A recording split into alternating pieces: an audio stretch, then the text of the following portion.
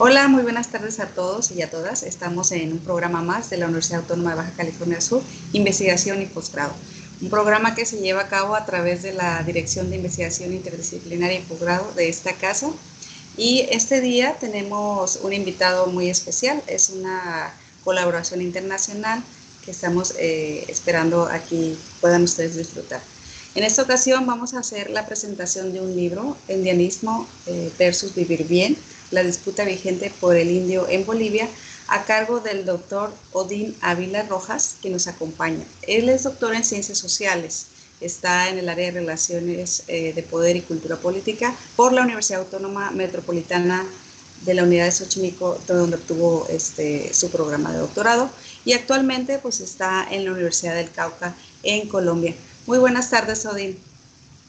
Buenas tardes, muchas gracias por la invitación. Bueno, esperamos nada más que la comunidad siga aquí atenta para platicar un poco sobre lo que es tu obra, principalmente de este plano ideológico, de lo que es el proyecto político indio, y me gustaría, claro, empezar con una pequeña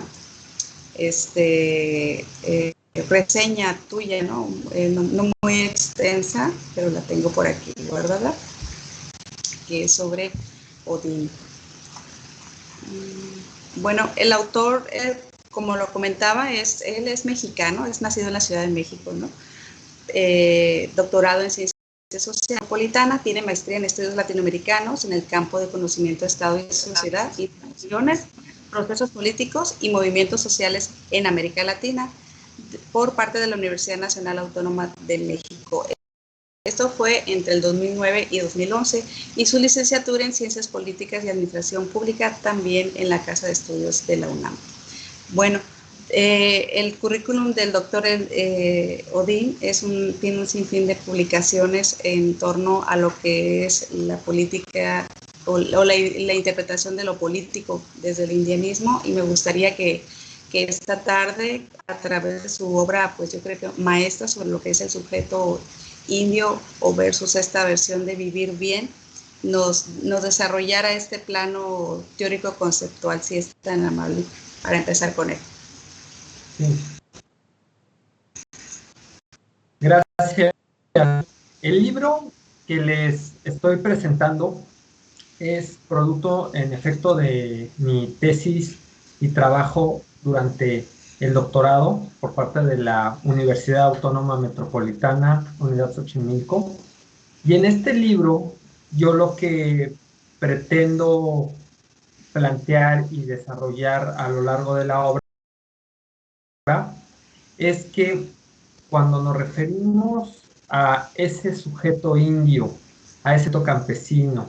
a esos sujetos que son los pueblos indígenas en términos generales, debemos de tener mucho mayor cuidado, porque resulta que no todos los pueblos indígenas buscan y plantean el mismo proyecto político, ni tampoco se constituyen de la misma manera, ni mucho menos plantean y usan las mismas estrategias ideológicas y políticas para lograr su constitución. Entonces, en este libro yo pienso y abordo a partir del caso boliviano, que además es uno de los casos más actuales, y ahora con las elecciones que apenas hubo en este país, se vuelve todavía más actual y vigente la discusión sobre el sujeto político indio en este tipo de países en donde la mayoría poblacional sigue siendo indígena. Y en este libro lo que yo planteo es que este sujeto político indio está en disputa, es decir, hay una disputa entre los propios pueblos, entre distintos tipos de actores, de inclusive agentes, y también hay una amplia diversidad y sobre todo una gran discusión alrededor del proyecto de Estado y de nación, que en este caso básicamente son dos proyectos que a lo largo de la historia boliviana, en especial a partir de la colonización, se han ido desarrollando y han estado en disputa, que son el proyecto indianista, que plantea la lucha anticolonial y el autogobierno, y que este proyecto se ha ido desarrollando a lo largo de siglos. Ha habido intentos por tratar de realizarse a través de resistencias, de luchas, por la autonomía territorial y el autogobierno de estos territorios, en la cual son emblemáticos personajes como Bartolina Sisa, Tupac Katari, entre otros, y que en el siglo XX, a finales de la década de los 60, después de haber hecho una gran revisión, de haber hecho un gran debate frente a la izquierda mestiza boliviana de la época, también frente a distintas organizaciones intelectuales indígenas de la región, un intelectual autodenominado indio, Fausto Reinaga, él plantea que vale la pena recuperar estas luchas que han estado resistiendo al colonialismo y que han estado planteando el autogobierno y esta idea de autonomía a partir de la recuperación de los territorios y la defensa de estos como un proyecto político. Y básicamente Reinaga en términos de sistematización, de ordenamiento de las ideas y además de postulación, porque hay que decirlo, no es que Reinaga inventara el indianismo, él no lo inventa, pero sí funda el indianismo como corriente político-ideológica y también trae el indianismo a este proceso de sistematización y de recuperación histórica e ideológica, que por supuesto antes no la tenía. Y este proyecto indianista se confronta contra otros proyectos, entre los cuales destaca el indigenismo multicultural, que en la actualidad es representado por esta idea del vivir bien o de los vivires bienes en general, sí, que estamos pensando toda la región, que tiene otro punto de partida histórico y también otro punto de partida ideológico y hasta teórico en términos de debate. ¿Por qué? Porque este indigenismo no está realmente partiendo de este sujeto político indio, anticolonial y que lucha por el autogobierno, sino que se está planteando otro, y no es precisamente el indio, está postulando indígena que busca la incorporación al proyecto del Estado moderno mestizo, que busca además la incorporación por medio de la lucha por los derechos y el reconocimiento constitucional también al mercado global. Inclusive hay un debate sobre cómo hay que entender el multiculturalismo, y este multiculturalismo también, sobre todo en los últimos años en América Latina, se ha visto que está muy cercano, inclusive ha sido usado en gran medida por el propio neoliberalismo para incorporar a esa diferencia, esa diversidad cultural y étnica a los procesos de mercado. Entonces nosotros tenemos dos proyectos distintos. El primero es un proyecto, el segundo es un proyecto también pensado para hacer alianzas con las distintas partes, agrupaciones y una gran variedad de sujetos también que hemos conformado históricamente las sociedades modernas mestizas en América Latina, y que además este segundo también a lo largo de los 3 periodos de gobierno que tuvo Evo Morales también fue usado como parte de su estrategia política e ideológica también para legitimar y desarrollar hegemonía o buscar la hegemonía para el proyecto del Estado plurinacional. Este Estado plurinacional que al final de cuentas no se ha podido construir, no ha sido un hecho consumado, ahora está replanteando la discusión a partir de los resultados de las últimas elecciones, y que ahí valdría la pena preguntarnos si el nuevo presidente es capaz de constituir este sujeto político indio en el sentido plurinacional, y también ver la crítica indianista, qué lugar va a ocupar en este nuevo gobierno que está a las puertas, y que además es un escenario muy complejo porque también hay grupos y también hay corrientes muy fuertes de la derecha cristiana. También está, por supuesto, el intervencionismo de los Estados Unidos, también que constantemente ha presionado a Bolivia a lo largo de la historia, pero por supuesto aquí no solamente es a Bolivia, sino en general América Latina. Estados Unidos siempre ha estado interviniendo en varios de los procesos, y que ahí habría que hacer cortes mucho más finos, mucho más taxonómicos, para ver precisamente en cada caso lo que ha sucedido. Y básicamente eso es lo que trata de mostrar el libro, trata de mostrar esta disputa, trata de explicar también cómo se desarrolla esta gran disputa, que es una disputa ideológica y política, pero que también tiene su influencia en los procesos de construcción del Estado, en los procesos también de construcción política del propio sujeto, y sobre todo está dando cuenta de los grandes retos que tiene un individuo para constituirse como sujeto de manera autónoma, y que además esta autonomía a lo largo de la historia, es decir, más de 500 años, el indígena en América Latina ha tenido esta disputa frente a la colonización, frente a la persistencia colonial y frente sobre todo a un proyecto de nación y de Estado que no ha sido el suyo, ¿no? O no ha sido de estos pueblos, y que ha también tenido que luchar frente a ellos, en algunos casos incorporado, en otros no. Y básicamente esa es la idea. Sí, me quedó muy el primer capítulo donde haces todo el recorrido teórico. Me quedó muy claro que tu propuesta parte incluso desde un pensamiento de lo que es la teoría política latinoamericana. No sé si de eso nos puedes hablar, porque entiendo que tus bases son Bolívar Echeverría, obviamente derivado de un marxismo latinoamericano. ¿Cómo se intersecta aquí entonces esta línea conceptual del Marx que, que tú lograste tomar como referencia para hacer esta propuesta de esta otra actor político que es el indio? Que claro, tampoco es que sea un indio marxista como pasa acá con el zapatismo, ¿no? A ver si entendí bien la pregunta. Eh, ¿Mi punto de referencia a Marx o no es de la tesis? Yo creo que Marx, en términos teóricos, es uno de los pensadores que debe de seguir siendo un referente prácticamente obligado para todo científico, político y social, y por supuesto también para todo y toda aquella y aquel que esté interesado por explicar los procesos históricos de la realidad, especialmente en América Latina, que es la región que nos toca enfrentar y en la cual vivimos, y también en la cual resistimos varios de los procesos frente a la expansión del sistema mundo capitalista y además colonial, que como bien nos está planteando esa larga tradición que viene desde José Carlos Mariátegui hasta Aníbal Quijano y por supuesto también Emanuel Wallerstein, desde luego. Eso por un lado. Segundo, yo uno de los retos que tuve para elaborar el marco teórico presente fue esa, porque Marx, aunque tiene grandes alcances y nos aporta grandes herramientas, como su idea para entender las relaciones capitalistas, como también el gran aporte que hace sobre la estructura del sistema y también de la economía política, también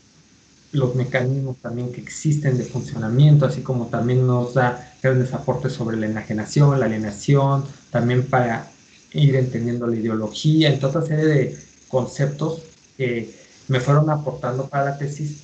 pero por supuesto Marx no se centró en una realidad que a él no le tocó vivir, porque es absurdo criticar o decir que Marx no escribió sobre los pueblos indígenas y que por eso era ignorante, ¿no? Marx estaba él inmerso en otra realidad, en otro contexto, que era el general europeo, aunque él era un alemán judío, él estaba muy concentrado en casos como los de Francia, y por supuesto en el mundo anglosajón, él estaba discutiendo ahí las sociedades industriales, tratando de descifrar el desarrollo del capitalismo industrial, pero Marx escribió, y que sobre todo en su segunda etapa de la vida o en la última etapa de su vida nos aporta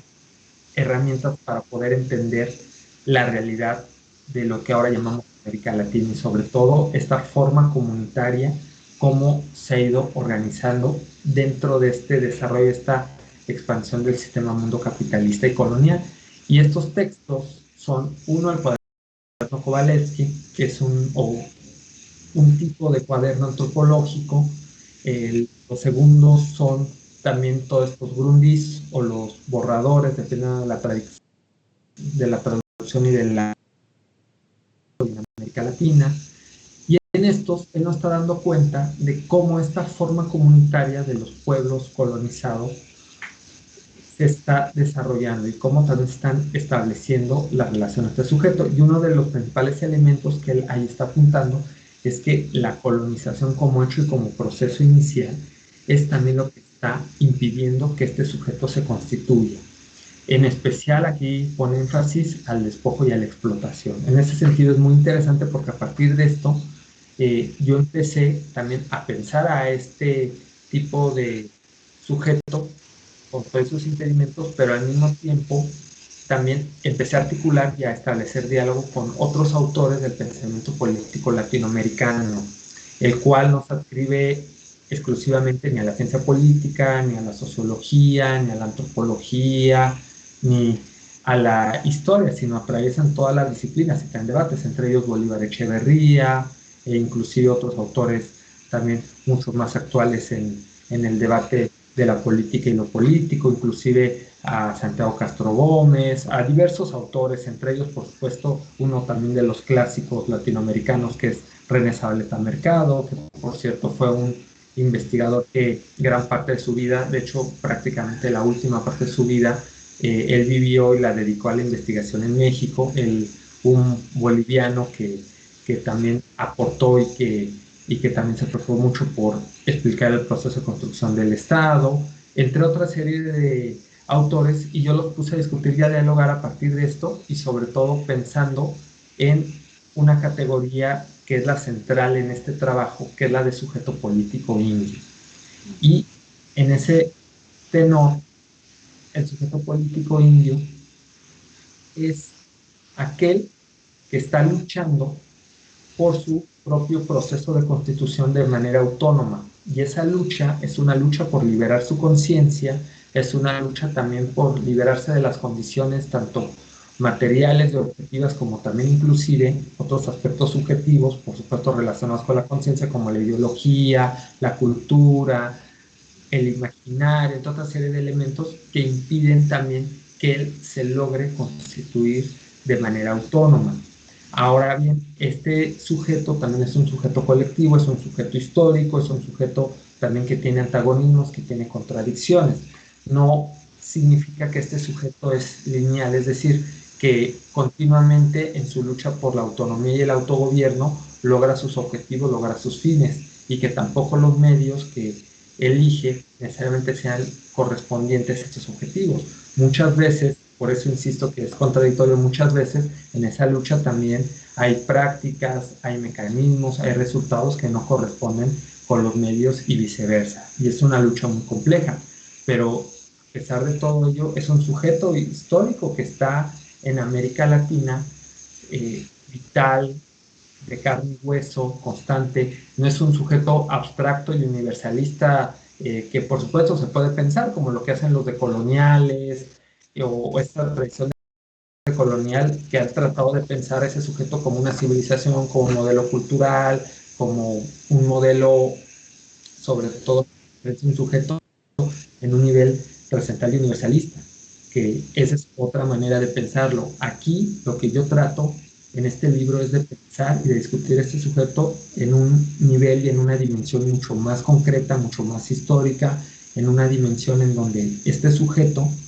es un ser humano, no es un ángel, no es un demonio, es de carne y hueso y tiene sus propias contradicciones. Y así también aquí yo abro grandes debates, creo, y al mismo tiempo trato de dar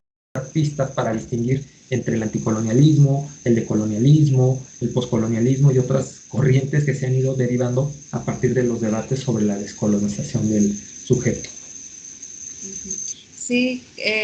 fui entendiendo cómo nos va llevando de salir de esta propuesta de debate que es el buen vivir hacia lo que es verdaderamente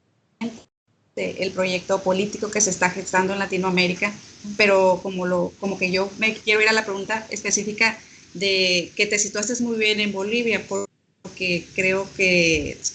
a nivel Latinoamérica está dando como más muestras de un sujeto indio, un sujeto político que se va aclarando un poco más, ¿no? Con las contradicciones, como dices, pero como que el proyecto político de este indigenismo sí viene bien construido desde esta cotidianidad de lucha, a diferencia de la posibilidad de estos debates, ¿no? De que vamos a vivir en comunalidad y vivir bien. Pero me gustaría que ahondaras porque cómo llegaste a la experiencia de Bolivia, porque entiendo, pues como dijimos, estás viviendo en Colombia, pero cómo llegaste a encontrarte entonces con todo este conocimiento del sujeto político indio que estás representando. Sí, esa es una pregunta interesante que yo creo que también tiene que ver con el proceso que tiene uno como investigador. Tarde que temprano lo va enfrentando y que también, aunque uno se va interesando por los temas, también yo creo que la experiencia y la vivencia que uno va teniendo también lo va llevando a ir definiendo y irse interesando cada vez más por los temas. Y todo empezó cuando yo empecé a trabajar sobre el zapatismo, o el zapatismo como también algunos lo llaman, y eso fue cuando yo estudiaba la licenciatura o el pregrado en Ciencia Política y Administración Pública, y que además tuve la fortuna de tener como tutora y además una profesora que me contribuyó bastante a mi formación, que fue Paulina Fernández Gister, que desafortunadamente falleció apenas hace unos meses, y que justo en esa experiencia, en ese proceso, yo me fui dando cuenta que el debate del zapatismo no solamente se limitaba a una cuestión de los movimientos sociales y que solamente se enmarcaba dentro de los derechos mucho más profundas, cuestiones que inclusive en otros casos de América Latina se compartían, pero al mismo tiempo se expresaban de manera distinta y también se planteaban diversos debates. Entonces, Paulina, yo recuerdo que en ese tiempo ella me recomendó, cuando yo ya estaba terminando mi tesis de pregrado o de licenciatura, que fue sobre voltear hacia otros casos, que yo ya además yo traía la inquietud, pero entre esos casos ella me recomendó que yo volteara a Bolivia. Me decía, me insistía mucho, me decía, mira, yo sé que tú ya estás teniendo registros sobre el caso boliviano, pero es necesario también ver el reflejo. Estoy hablando de que yo en esa época era un joven de 20 años a Bolivia, y empiezo a ver que hay otros debates que en México no se daban sobre el indio, que en México no hacíamos la distinción entre indio e indígena, no hacíamos distinción, es más, entre indio, indígena y campesino. Inclusive hay un texto que es un texto mucho más reciente, que es de Armando Bartra, que se llama Campesino Indios, que es justo yo cuando leí ese texto, yo estaba en Bolivia, y en ese texto la tesis de Armando Bartra es que todos los indígenas en América Latina automáticamente tienen una identidad y tienen un proyecto campesino. Entonces yo me acuerdo que, por ejemplo, también ese tipo de textos a mí me detonó grandes debates, porque en el caso boliviano, igual que también en el colombiano, entre otros de América Latina, no aplica, porque ahí el indígena, sobre todo en la historia más reciente del siglo XX a la fecha, sobre todo en esta idea campesino en términos más modernos y sobre todo con las luchas indígenas que ha habido, no aplica porque se ha habido una separación entre movimientos de organizaciones, aunque hay momentos donde se articula la lucha, pero en otros grandes donde se ha desarticulado y donde inclusive ha habido confrontaciones. Entonces, todo esto me fue llevando a centrarme en un debate de fondo que es el del sujeto indígena, y sobre todo esta parte que es la de la ideología y la de las estrategias de etnicidad, que va asumiendo esta diferencia cultural, esta diferencia étnica, esta diferencia también racial, que también viene otro problema muy complejo y que además está en el fondo de la tesis y que ahora es uno de los temas que yo estoy trabajando, que es el del racismo, justo. Y en ese sentido, yo empecé a enfrentarme a las diferencias entre el indianismo, desde luego, pero también sus diferencias con el indigenismo. Y el indigenismo, yo me di cuenta que el indigenismo básicamente es la estrategia y es la forma de nombrar a este colonizado, a lo que nosotros llamamos indígena, desde nuestro capital y desde nuestra experiencia, distinta a la de ellos, ¿sí? Y que además nosotros, por ejemplo, como en el caso del zapatismo, es un caso que algunos lo ubican como indigenista, otros inclusive, sobre todo cuando lo ven investigadores europeos, lo ubican de inmediato como indianista, comparte de ambos, o sea, comparte, articula ambos elementos, por ejemplo. Entonces, todo este tipo de experiencias me fue llevando bastante a Bolivia, y también dentro de Bolivia me hizo hacer un gran debate interno, que en la maestría, aunque yo estaba trabajando y centrándome en el tema de las formas comunitarias democráticas indígenas, especialmente las prácticas, yo ya estaba con estos debates. Y es un debate que hasta la tesis de doctorado logré desarrollar, y además tuve también el tiempo y la oportunidad, porque en la maestría, como ya lo dije, igual que en el pregrado, estaba concentrado en otras temáticas relacionadas. Y así fui llegando a Bolivia, y Bolivia yo llegué a la maestría, luego tuve la oportunidad de regresar y hacer mis estancias de investigación durante el doctorado, y también tuve, por supuesto, la fortuna también de conocer a grandes investigadores, a grandes académicos, a grandes también compañeros y compañeras activistas, militantes, también comprometidos con estas cuestiones, desde distintas posturas, por supuesto, que nutrieron el trabajo. De hecho, la tesis, por ejemplo, está prologada por José Núñez del Prado, que es un investigador del posgrado ahí del CIDESUM, la Universidad Mayor de San Andrés, y él aportó grandes elementos. Él fue muy crítico también del proceso, y también, por supuesto, me ayudó mucho como un interlocutor sobre el tema. Sí, bueno, sí, gracias. También noto que vas de la mano de un autor, mucho en el capitulado y en las conclusiones, que es Fausto Reinaga, y hace ahorita como afortunadamente me mencionaste a Paulina, también la admiro mucho, y pues digamos que su obra sigue viva aquí platicando. ¿Nos podrías entonces también comentar cuál es hacia dónde te conduce Fausto Reinaga? Porque es un autor que veo como muy medular,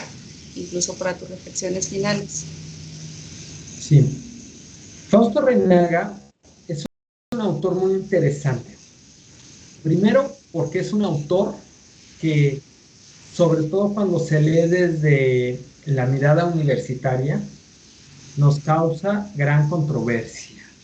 ¿sí? Porque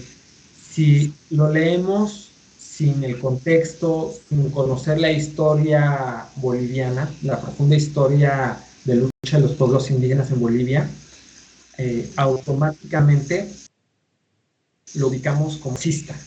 y como un autor además excluyente de todos los proyectos de izquierda o de las izquierdas. Entonces, primero, eso hay que mencionar de Reinaga, que eso nos salta a la vista. Pero aquí viene un segundo punto, y que es el reto que yo asumí, sobre todo en el doctorado, porque cuando yo leía a Reinaga en la maestría, a mí me generaba grandes controversias, y de hecho hasta la fecha en distintos espacios académicos en México y sobre todo fuera de Bolivia, varios colegas tienen esa impresión sobre Reinaga, pero es porque no lo han leído con profundidad, y también porque no han conocido esta otra parte que yo digo que es la historia de la Gran Bolivia, y sobre todo de la lucha de los pueblos indígenas. Y es porque Fausto Reinaga, más allá de ser un intelectual, él es un personaje que se asume el portador y al mismo tiempo el impulsor de un proyecto político ideológico. Y ese es un papel muy importante. Aquí yo recuerdo parte de los textos y de varios fragmentos de los cuadernos de la cárcel de Antonio Gramsci sobre los intelectuales. Y Antonio Gramsci, una de las grandes lecciones que nos dio con su trabajo, es que cuando hablamos de intelectuales no necesariamente estamos hablando de aquel personaje que está en un escritorio y que está pensando y escribiendo la genialidad del mundo, y que todo el mundo y todo aquel o aquella que no hablemos su lenguaje somos ignorantes. Gramsci no se refiere a ese como intelectual. Gramsci tiene un concepto muy interesante de intelectual, y lo que nos está diciendo Gramsci es que quienes son los intelectuales o las intelectuales son quienes tienen la oportunidad de una u otra manera de influir en los procesos y en la acción colectiva y en la realidad. Eso es algo muy importante. Por supuesto, Gramsci también ya nos habla de los intelectuales históricos, de los intelectuales orgánicos, y claro, va planteando un gran debate que, por supuesto, no es mi objetivo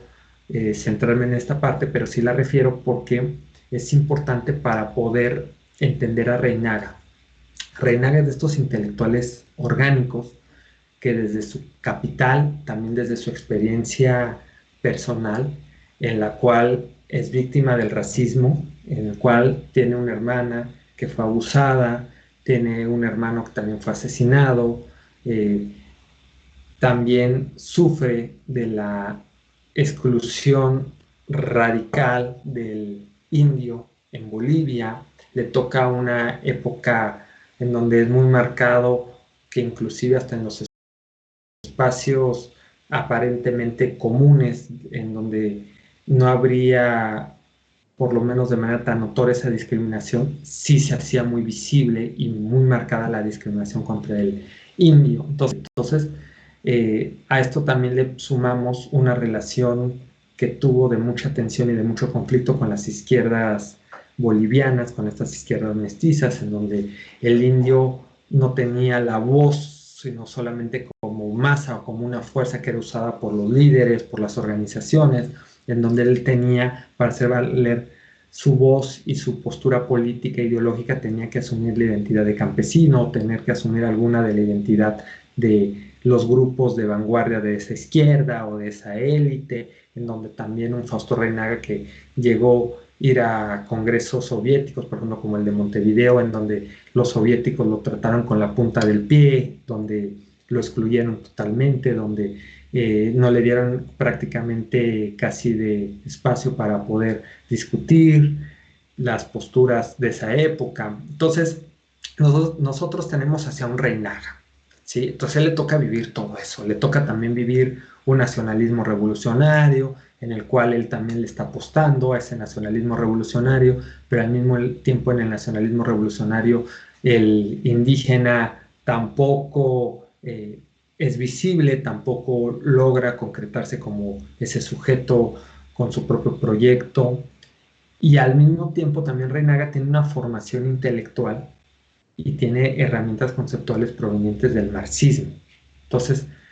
Reinaga, por un lado, rompe con el marxismo, como esa izquierda, como esa estrategia también ideológica y política, pero al mismo tiempo del marxismo aprende conceptos y aprende varios elementos formativos que además le sirven como base intelectual, que es también algo similar a lo que llega a ser José Carlos Mariátegui, solamente que Mariátegui él no rompe totalmente con el marxismo como ideología. Él, por ejemplo, Mariátegui, que por supuesto también es otro de los autores con los que va a estar discutiendo Reinaga, sobre todo la idea del sujeto político indio. Mariátegui sí está pensando en el socialismo, por ejemplo, y Reinaga no. Reinaga, él ya no cree en el socialismo, no cree en este tipo de proyectos. Entonces, nosotros tenemos en este segundo punto que les digo a este autor, Reinaga, que no solamente es un intelectual, sino también va desarrollando un proyecto político que es el indianismo, y que después de la publicación de uno de sus trabajos más conocidos y más destacados, que es el de la Revolución India, en donde prácticamente plantea las bases de este proyecto, las generaciones que lo siguieron, sobre todo en la década de los 70, en los 80, en los 90, se vieron influenciados por este proyecto como un referente intelectual e ideológico, además de rebelión, de lucha, de resistencia. Tanto ha sido el impacto de Reinaga que inclusive en la vicerrectoría allá en Bolivia, y además también en la vicepresidencia en Bolivia, en su momento, sobre todo en el segundo periodo de gobierno de Evo Morales, hubo un esfuerzo por recuperar esta imagen de Reinaga. Inclusive editaron las obras completas de Fausto Reinaga, Precisamente ahí, aunque es un tema también de lucha, de reapropiación, también por ese pasado intelectual y también legitimar ideológicamente un proyecto de Estado que es el plurinacional, desde luego, también está esa cuestión, pero eso también muestra de la importancia del impacto de Fausto Reinaga. Entonces, yo me di cuenta, cuando yo fui conociendo toda esta parte, toda esta densidad histórica y el papel de Reinaga, yo me di cuenta que Reinaga no solamente era un autor referente al indianismo o inclusive hasta de relleno para una tesis, sino al contrario, era parte fundamental como sujeto también de esa tesis. También era una pieza de las movilizaciones indígenas muy importante y sobre todo era un engranaje clave para entender el proceso de constitución de este sujeto político indio. Y por eso también decido discutir a partir de este proyecto indianista representado por Fausto Reinaga con este otro proyecto que es el del Vivir Bien o Sumacamaña en su versión boliviana, eh, para también explicar que el indio es un proceso en disputa y en continua disputa política.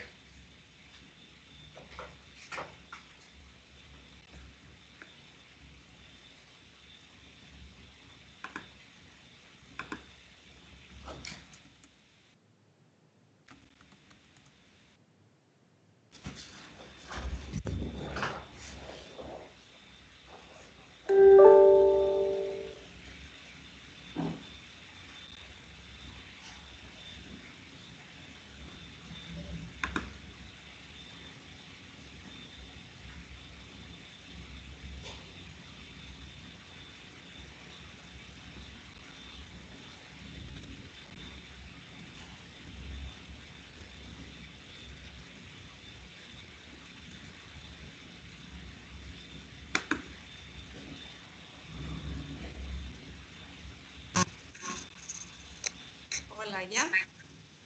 Sí, otra vez ya la escucho. De la realidad virtual que te estaba diciendo, que queda muy claro que parece que en este momento histórico en el que estamos también, es como si en realidad fuera la intención de tener, ¿no?, esta construcción continua y lucha mutua de muchos movimientos sociales y más aún del movimiento indigenista que viene y que está todavía muy pues presente, ¿no? Incluso están las marchas activas ahí en Bolivia. El año pasado, no sé hacia dónde te ha llevado esta realidad de lo de hoy, porque en realidad el libro va saliendo casi, ¿no? Pero hacia qué otras reflexiones te va llevando cuando ves el golpe de Estado del año pasado y esta realidad en la que parece que viene como a frenar un poco estos movimientos sociales que están pues cada vez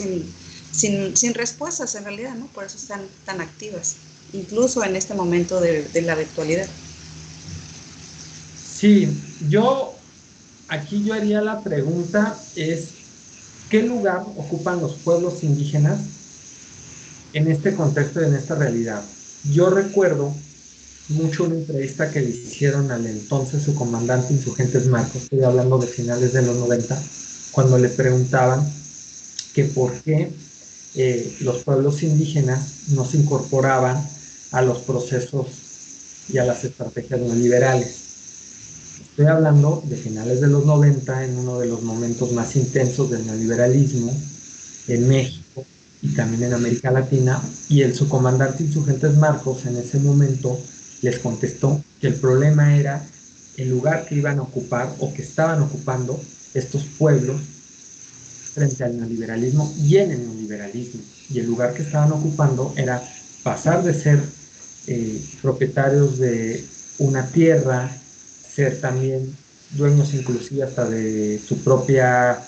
fuerza, ser también aquellos que podían estar con su familia, aquellos que podían estar en comunidad, iban a pasar a separarse de las familias, a tener la necesidad de viajar miles de kilómetros, iban también a pasar a ser empleados de una empresa transnacional, de una empresa que además no les daba condiciones en su mayoría ni garantías tampoco laborales que reivindicaran la dignidad humana y que además dentro de ellas el contrato laboral fuese parcial, inclusive hasta lo que ahora nosotros conocemos que es el outsourcing o una subcontratación. Entonces, eso es lo que daba al indígena en ese entonces, nos decía su comandante insurgentes Marcos, y eso es lo que le ha estado esperando, y no nada más a ellos, sino también a todos y a todas nosotros y nosotras. Entonces, justo llegó esta pregunta porque en Bolivia eh, han sido históricamente un pueblo muy combativo, y lo que en mi libro yo trato de mostrar no es cómo llegó un indígena al poder político. De eso se ha escrito mucho. Inclusive hay algunos libros recientes que también han escrito sobre ese tema, sobre la lucha electoral, sobre las estrategias electorales, inclusive un análisis sobre la democracia en términos electorales, inclusive a los politólogos y a las politólogas, que también luego nos gusta hablar mucho de los métodos comparados, ha escrito sobre eso mucho. Y además ese mucho, la mayoría de las veces, es prácticamente lo mismo, ¿no? Uno ya lee a uno y ya el otro también está solamente recuperando. No traté yo de hacer eso. Yo lo que traté es de hablar de esta disputa más en un sentido en que este sujeto se está constituyendo, y en esa constitución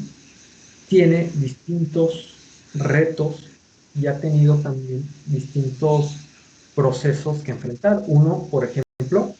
las relaciones y la persistencia colonial. Esa es una gran discusión, ¿sí? Otro también el clasismo, que no ha desaparecido, que también eh, han sido víctimas, pero al mismo tiempo también han reproducido también la lucha de clases, también como pueblos, es decir, el que uno sea indígena no lo exenta de reproducir la lucha de clases, ni tampoco de ser el, el que domina a otro grupo o a otro indígena que considera inferior, o como diría Gramsci, establecer jerarquías. Otra relación también que yo planteo, que ha impedido y que ha complicado, y creo que hasta la fecha también tenemos que seguir discutiendo, es la reproducción del sexismo, de estos poderes patriarcales, de estos poderes también machistas. También hay creo que una gran parte del debate en términos teóricos y también prácticos, desde luego. Y por supuesto también hay otra relación que atraviesa todas, y que además que todas estas están articuladas, eh, está continuamente permeando y manifestándose, que son las relaciones de poder étnico-raciales, y es, como nos dirían autores como Quijano, la racialización de esas relaciones, es decir, el racismo. Y el racismo ha sido también uno de los principales impedimentos para que este sujeto se constituya, y es un racismo que se reproduce también dentro de los propios pueblos, dentro del propio Estado, como también ya nos enseñó Fanon en su momento, como también inclusive en América Latina tenemos una larga tradición sobre estos debates, y que nosotros lo vivimos también en las sociedades modernas latinoamericanas, todos los pueblos. Entonces, trata este libro de cómo, frente a esas condiciones, frente a esos elementos, frente a todos esos obstáculos, cómo se está constituyendo políticamente este sujeto, y cómo también está disputando el poder político. Y también la idea de un poder político que no se limita a una estancia gubernamental, o no se limita solamente a la construcción de un espacio o a la toma de un espacio, o inclusive solamente a asumir un cargo en términos jurídico-políticos. No, el poder político como ese poder también que se está construyendo continuamente entre todos y cada uno de los distintos grupos, sectores, clases y diversos sujetos que estamos participando en la construcción de un proyecto de Estado, en la construcción de un Estado que todavía, por ejemplo, en el caso de Bolivia no se ha definido. En México lo llegamos a definir, de hecho, junto con Argentina y también el caso de Uruguay, eh, fueron de los casos donde ese Estado se logró materializar. Sobre todo, México es uno de los grandes ejemplos donde hubo un modelo muy cercano al estado de bienestar. Algunos le llaman jacobino unitario, otros también le llaman el Estado moderno nación, en una de sus etapas muy cercanas a la consolidación, pero que finalmente no lo logró. Y hay distintos nombres para llamarlo. Pero al fin y al cabo en México lo logró, pero que también en México, por ejemplo, se ha visto que ese Estado se ha ido hacia atrás, ¿sí? Que lo público, que era la base de ese Estado, también se ha ido reduciendo, tanto que esa es una de las grandes demandas y de las grandes estrategias que intentan implantar proyectos, por ejemplo, los gobiernos progresistas, es parte de las luchas progresistas, por ejemplo, lo vemos en México, que hay una gran también discusión frente al gobierno de López Obrador y también hasta qué punto lo ha logrado y hasta qué punto no, también ese es un aspecto ahí muy importante. Entonces, finalmente, si nosotros podemos entender esta parte del poder político, también entendemos que en este poder político como proceso también se está constituyendo un sujeto y de eso se trata el texto. Sí, esta postura porque de verdad yo insisto que ojalá que podamos acercarnos a la obra ya en mano de Odín, que está por ahí circulando en redes en algunas bibliotecas, aunque de Colombia, pero seguramente por alguna editorial en México nos podrá llegar pronto, porque creo que ese es el momento histórico en el que estamos, ¿no? Romper con una monotonía de modernidad y de lógica de construcción del sujeto, en el cual ya nos volvemos más como estructura que sujeto, y de liberar un poco el cuerpo, ¿no? de estas categorías de lo que deberíamos ser, ¿no? Implantándonos algunas cuestiones que no creo ni que sean garantías individuales, ¿no? Son como derivados de una forma neoliberal de vida, ¿no? De ahora qué son los derechos. Y me gusta mucho porque creo que lo que percibo un poco de tu obra, Odín, es precisamente continuar con ese debate interno de uno en el que estamos viendo a lo otro como si aquello hubiera sido, como si aquello es tan ajeno de nosotros, desde esta partida del racismo que dices, ¿no? No sé si quieres cerrar precisamente con esa invitación a que de este lado, ¿no? Porque así nos lo hemos planteado, como si este fuera la otra cara de la moneda de la población mundial, pues así nos los ha dicho el modelo, la modernidad de vida, ¿no? ¿Cómo ves entonces este ritmo de este proyecto del sujeto político en el cual esperemos que al menos en Bolivia sí va un poco más en ese avance? Para cerrar. Sí, yo creo que es una gran reflexión y también si uno ve